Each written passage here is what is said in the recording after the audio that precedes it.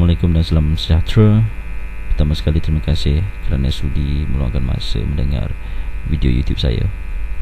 Now, dalam video kali ini saya nak terangkan pendapat saya sebagai seorang rakyat Malaysia tanpa ada sebarang desakan daripada mana-mana parti politik ataupun mana-mana bukan kerajaan, NGO ataupun individu. Now, saya sebagai seorang Malaysian, dan saya rasa saya ada hak untuk menyuarakan pendapat saya dan hak untuk pendapat itu didengar oleh semua orang. Berkenaan free education, saya pada dasarnya setuju untuk berikan free education sehingga tahap tertinggi. Tapi sebelum kita pergi kepada implementation of free education, kita kena lihat dan kita kena perbaiki dan kita kena ubah certain things pada dasar, pada benda apa yang kita dah lalui sekarang. Okay, now, sebelum saya pergi lebih jauh, saya nak share pengalaman saya dalam my own companies. Based on my own companies right now, I've experienced, bukan saya daripada my company but also from previous employer that I've worked with, yang mana saya involved dalam interviewing people. I mean almost 1,000 plus user dah saya, atau 1,000 plus orang dah saya interview, and quite a huge number of them are fresh graduate. Ini pandangan saya secara jujur tentang fresh graduate. Majority daripada orang Melayu yang interview, they fail. Majority daripada yang datang interview orang Melayu ini gagal. Sebaliknya, majority daripada orang bukan Melayu yang datang interview, mereka berjaya. Berjaya bukan dia ambil kerja atau gagal, maksudnya berjaya in terms of qualified. They are qualified. Kebanyakan student Melayu fresh graduate, dia keluar, dia tak layak, bukan kerana kita letak terlampau tinggi expectation kita pada fresh graduate. What do you expect? Majikan bukan bodoh. Majikan kita tahu apa yang kita nak, bukan sebab of course fresh graduate, what do you expect? Kita tak expect fresh graduate untuk dapat cemerlang ataupun berjaya ataupun excel macam orang yang dah bekerja bertahun. Tidak. Tapi sekurang-kurangnya mereka harus pandai berkomunikasi dan berani bercakap di dalam interview untuk melontarkan idea, pandangan. Tapi malangnya majority orang Melayu, budak-budak Melayu fresh graduate keluar tak boleh communicate langsung. So what do you expect? Dalam dunia hari ini, employer memilih orang yang boleh berkomunikasi. Sekarang ni ada qualification. Of course qualification ni adalah kena ada bahasa Melayu, tapi sebenarnya itu dah sekarang dalam dunia sekarang dah kurang penting. Banyak sektor majikan di luar sana mementingkan English, dan sekarang sudah ada semakin banyak trend di mana requirement untuk Mandarin pun ada. So kalau ada requirement Mandarin, lagilah susah budak-budak Melayu ni nak qualified. Now even English pun tak qualified, nak dapat bahasa Mandarin lagilah tak qualified. Okay, ada yang bagus, tetapi majority, saya kata sekali lagi, majority ni fail. Nah, bila saya fikir kenapa mereka fail, adakah kerana sistem pendidikan kita teruk? Kalau sistem pendidikan kita teruk, kenapa yang non-bumi going to the same education level boleh berjaya, boleh communicate dengan bagus, boleh melontarkan idea? Kenapa budak Melayu tidak? Jadi saya fikir balik, mungkin kerana asasnya sikap budak Melayu, sikap student Melayu itu sendiri. So bila kita kaji dari pokok, saya dapati bahawa sebenarnya yang masuk universiti ni tak semua qualified pun. Ada ramai yang tak qualified masuk universiti pun. Bukan kata tak qualified 100%, maksudnya tidak cukup qualified, ataupun dengan kata lain, ada lagi orang yang lebih layak untuk masuk universiti. Tapi disebabkan oleh sistem kuota yang kita ada sekarang, menyebabkan ramai quality non-Malay ataupun non-bumi student tak dapat masuk universiti awam because of kuota tu ada. Jadi bila ada macam tu, untuk memenuhi syarat kuota, budak Melayu yang tak qualified, yang tak cukup qualified pun dibenarkan masuk universiti. Adakah ini silap? Well, bagi saya ada pros ada con lah. Tidak semestinya silap, tapi tidak semua 100% silap, tapi ada pro, ada con. Now, itu asasnya. So now kalau kita nak buat free education ni kita bagi certain amount free. Of course di public university kita dapat free, tapi di private university you tak boleh bagi 100% free. Kecuali lah mungkin pendidikan itu mungkin kita boleh lihat dari segi pendidikan ini tidak ada di public university tapi ada di private university. Mungkin kita boleh bagi free 100% kos pembelajaran mereka di private university. Tetapi we talking about courses yang ada di public university, di universiti awam dia ada. So adakah kita kena kerajaan kena bayar, government kena bayar jumlah yang lebih kepada orang yang ambil di private university? Contohnya saya ambil satu contoh, kos A ni dia punya totally di public university mungkin RM10,000, tapi jika diambil di universiti luar berharga RM20,000. Jadi adakah kerajaan kena bagi juga RM10,000 atau RM20,000 ini kepada untuk menampung kos bagi sesiapa yang ambil di private university? Sudah tentu tidak adil kan. Jadi untuk bersikap adil, jumlah ni kenalah sama dengan public university. Now, jadi bila dah sama, kesian sesiapa yang belajar di private university, of course dapat RM10,000. Jadi dalam contoh kes yang saya ambil saja dalam contoh kos A, saya ambil contoh kos A mereka dapat sponsored 10,000, but another 10,000 tu dia kena check out mana, padahal dia qualified dan sepatutnya dia masuk ke dalam public university. Tapi just because of quota tu dah tak ada, sempit dah, tak boleh quota untuk non-bumi yang non-bumi ni dah habis. Jadi mereka terpaksa pergi ke private. Nampak? So nak adil bagi free education, kita kena buang kota supaya adil. Yang layak saja masuk universiti, yang tak layak mungkin pergi pada bidang lain yang lebih melayakkan mereka. Okay. Now, tanya diri sendiri, adakah kita sanggup nak abolition kota? Saya sanggup untuk abolish kota jika itu untuk kebaikan orang Melayu, pelajar Melayu sendiri, supaya lebih berdedikasi, lebih belajar dengan semangat di peringkat even lebih rendah untuk kejar masuk universiti. Sekarang tak ada.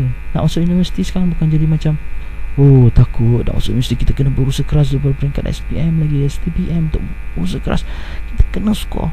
Well, ada yang macam tu, tapi majority pun, to be honest lah, jangan kita selfish, kita can be honest, jangan be hypocrite. Honestly, because of quota, come on, you tak dapat flat 8A masuk SPM pun tak apa. Kita more flexible, kita ada quota, budak Melayu boleh masuk universiti lagi, jangan takut. To be honest, macam tu mentality dia. Okay, bila sampai universiti, tak apa, kita ada aktiviti yang kita boleh payah besok kerja. Tak score, padahal bila score you dapat free. Sekarang ni you score, you dapat convert jadi beasiswa. Of course ada certain limitation, contoh seperti diploma saya dengar sekarang tak dapat, walaupun score tak dapat convert jadi beasiswa untuk diploma. Yang ini kita boleh push, kita boleh minta kerajaan tukar supaya diploma pun kita boleh dapat sama pengiktirafan dengan seperti degree holder. Okay, itu aspek yang lain. Tetapi aspek yang sekarang, itulah mentaliti budak-budak Melayu. Saya sebagai Melayu, saya kata ni, saya kena bersuara, kerana kalau saya tak bersuara, siapa yang nak bersuara?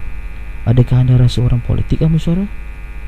Barisan Nasional tidak akan bersuara, sebab ini adalah menyentuh hak Bumi Putra, Pakatan Rakyat. Mereka juga tidak mahu bersuara kerana mereka juga mahu hak, tak mahu ganggu hak Bumi Putra. Tapi itu hakikat yang sebenar. Nak adil, free education, abolish kota. Jadi baru adil. Yang qualified tu pergi, yang qualified tu dapat masuk public university. Yang tak qualified, pergilah private university. You still been sponsored, tapi taklah penuh sebab kos dia lagi tinggi. Of course kamu tak dapat nak sponsor 100%. So yang lebih tu kenalah bayar sendiri. So bagi itu pada orang-orang yang tak qualified. Tak kira lah pada orang Melayu ke, non-Malay ataupun Bumi Putra atau non-Bumi Putra, tak kisah. Siapa yang non-qualified untuk masuk universiti, dia boleh still pergi pada universiti private. Bayar je lah. So government still bayar sebahagian yang equivalent jumlahnya dengan equivalent costnya dengan cost di public university. Selebihnya you bayar sendiri. Okay, itu yang kita kena buat. Adakah kita sanggup? So bagi saya itu satu, kota. Keduanya, kita juga kena be fair. Kadang-kadang tak ada kota pun, adakah taraf penduduk di luar bandar, di pendalaman sama dia punya accessibility kepada education tu sama seperti orang duduk bandar. Di bandar budak boleh belajar pagi, petang boleh pergi tuition, weekend boleh pergi tuition. Dengan saja itu mereka boleh dapatkan akses internet dengan mudah untuk additional education mereka nak. Bayangkan betapa mudahnya budak-budak bandar untuk mendapat ilmu. Free ilmu pun boleh mudah dapat. Tetapi orang di luar bandar amat sukar. Bukan saja untuk dapat akses tu susah, untuk menggunakan internet untuk dapatkan free education tu susah, tapi untuk yang paid education additional macam tuition sahaja pun dah susah bagi mereka. Bukan saja susah daripada segi accessibility, juga sukar bagi mereka daripada segi cost. Mereka orang miskin, mereka bukan orang kaya seperti orang bandar. Jadi because of that, pembelajaran anak mereka yang betul dia boleh excel, anak mereka boleh excel sama seperti orang lain yang cemerlang, tetapi because of limitation, because of that, mereka tidak boleh pergi, pendidikan mereka tidak boleh pergi jauh. Akhirnya budak kampung yang cemerlang betul-betul hanya certain numbers yang boleh pergi, yang tak, majoritinya duduk kampung juga, kerja di kampung. Ini hakikat. Jadi adakah kita nak buat sekarang ni free education, abolishkan kuota, dan at the same time kita tak lihat masalah orang bawah? Jadi bagi saya berpendapat, sebelum kita pergi pada free education, asas tu kita kena fix dulu. Accessibility to education, either paid or free, must be equally di bandar, di pinggir bandar, di pendalaman. Bila itu sudah sama, kita boleh kata, kita boleh dabik dada orang di Kuala Lumpur, pelajarnya boleh cemerlang, dan pelajar-pelajar di pendalaman Sabah juga boleh cemerlang, sama cemerlang dengan ni, sebab accessibility mereka kepada education itu sama. Now, kemudian barulah kita abolish quota. Abolish quota pula bukan satu perkara yang mudah, kerana quota itu adalah hak bumi putera. Hak bumi putera yang telah termaktub dalam perlembagaan, yang telah dipersetujui oleh datuk nenek moyang kita dulu semasa kita nak merealisasikan kemerdekaan tanah Melayu. Harus diingat, majoriti orang Melayu ketika itu tidak mahu menerima bangsa asing sebagai rakyat. Tapi majoriti bangsa Melayu bertolak ansur. Kita bertolak ansur, sayap kanan dan sayap kiri. Sayap kanan adalah yang dikatakan sayap kanan itu adalah parti Perikatan, sayap kiri adalah banyak golongan parti yang orang kata tidak menyokong British kan. Dua-duanya telah cuba membuat bersetuju, atau dua golongan ini bersetuju bahawa kena ada tolak ansur. Dan tolak ansur itu yang telah diterima pakai oleh majoriti penduduk Malaysia, yang telah ditampilkan ataupun ada berkatakan, telah dibuktikan melalui kemenangan pada parti Perikatan di masa itu, bahawa mereka bersetuju dengan konsep tolak ansur yang telah diterima pakai dalam perlembagaan. Dan itulah hadis yang kita ada sampai sekarang, termasuklah sistem kuota kita. Jadi hati-hati bila kita nak buat free education. Ia bukan semudah free education. Ia memberikan banyak keteperincian yang kita kena ubah dalam sistem yang kita ada sekarang.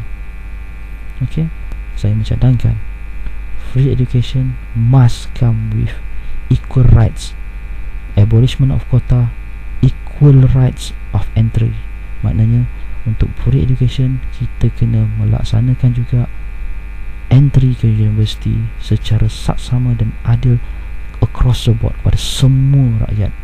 No more quota. Dan free education juga kenalah disokong dengan memastikan accessibility to education di seluruh Malaysia, di bandar, pinggir bandar dan ceruk-ceruk kampung, pendalaman sama mudah. So itu boleh buat for all mean, teruskan dengan free education. Baik, itu hanya pandangan saya based on saya punya asas setelah saya kaji bagaimana negara-negara lain seperti Germany membagi free education pada mereka. Mereka boleh beri free education, dan kita nilai daripada segi asas. Kita tak boleh just kata free education mengikut lihat mengikut konteks ekonomi saja, tapi lihat daripada segi sosio masyarakat dia. Apa yang saya kaji daripada Germany, that is what happened. So if we want to do free education like Germany, we have to apply the same system, education system like Germany. Kalau tidak, free education itu hanyalah free education tetapi tidak akan melahirkan graduan yang bagus. I nak tengok satu hari in the future, majority people that come for interview, they are all qualified regardless of your races. Itu saja. Terima kasih kerana sudi mendengar. Salam.